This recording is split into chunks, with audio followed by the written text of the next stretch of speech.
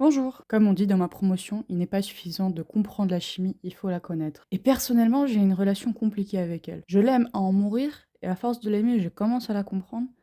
Mais qui sait où est l'étape de la connaissance? La chimie a tellement de disciplines applicables dans la vraie vie que ça devient presque un crime de ne pas les utiliser au quotidien. Si vos parents ou vos grands-parents ont de l'argenterie, vous vous êtes sûrement confronté au problème de nettoyer ses couverts après un certain nombre d'utilisations. Parce que la vaisselle n'aide absolument pas contre ces taches sombres qui apparaissent avec le temps. Et même ici, la chimie, elle peut sauver. Comme disait ma prof, si un jour elle se retrouve sur une île déserte, pour assurer sa survie, elle aura besoin seulement d'un tableau périodique. Mais je vous assure, cette expérience n'est pas si compliquée que ça. Vous pouvez même la réaliser chez vous. Prenons de l'eau chaude, du sel et de la soude et une feuille d'aluminium.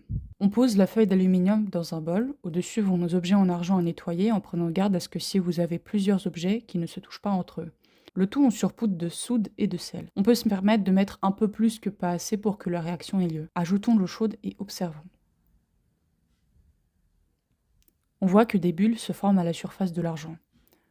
Je tiens à vous prévenir de ne pas se pencher trop au-dessus du bol de réaction et aérer la pièce. Croyez-moi sur parole, lors de la réaction, il y a libération du gaz sulfure d'hydrogène. Il peut avoir une odeur caractéristique des œufs pourris et enflammable. Ici, il est libéré en petite quantité, mais vaut mieux prendre un max de précautions. Quelques temps plus tard, on sort les objets argentés qu'on assèche d'un coup de sopalin. L'argent est devenu plus brillant. Maintenant, regardons ce qui s'est passé. L'argent devient plus terne lorsqu'il réagit avec le soufre. Mais d'où on a du soufre dans notre corps? Nos cellules sont faites de protéines, qui elles sont composées de séquences d'acides aminés. L'homme en a 20 essentiels, qu'il obtient de son alimentation ou en synthétisant soi-même. Dans la nourriture, on a aussi des protéines qui contiennent des acides aminés identiques aux nôtres. Ici, on s'intéresse à un acide aminé en particulier, la cystéine. Elle comporte un atome de soufre et c'est un acide aminé exceptionnel car il peut se lier à lui-même sous forme de dimère grâce à ce soufre.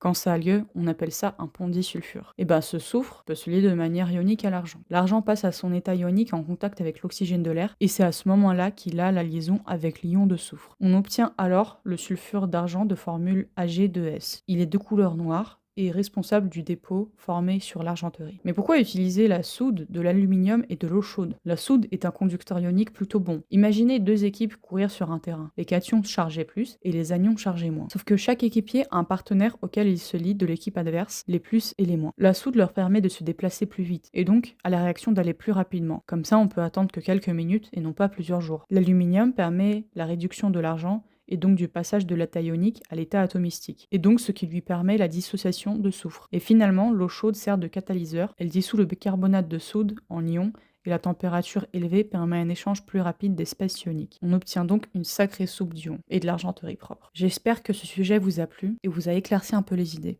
N'hésitez pas à laisser un commentaire de ce que vous avez pensé de ce format. De la bonne science est à venir. À très bientôt.